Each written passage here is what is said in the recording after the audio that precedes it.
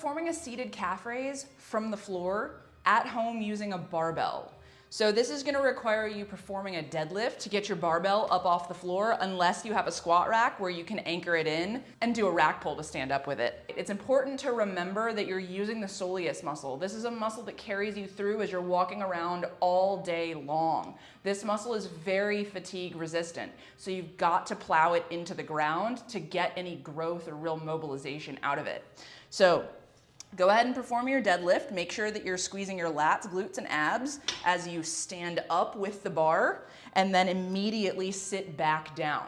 So the bar is now on both of your thighs. You can reposition the bar, play with it just a little bit. I like the bar to be out more towards the end of my quadriceps, and then my feet are gonna be in line with my sit bones from here. So I'm gonna hang on to this bar for dear life. I don't want it dropping.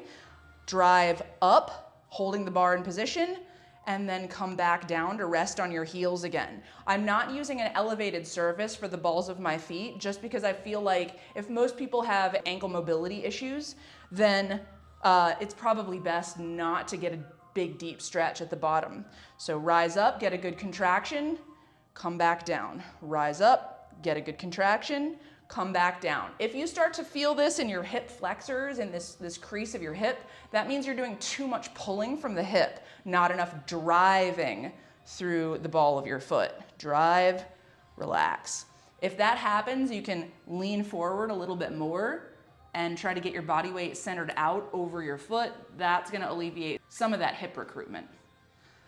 So when you're done, stand back up, pulling the bar into your thighs, and then deadlift it back down again. That is a seated calf raise with a barbell at home.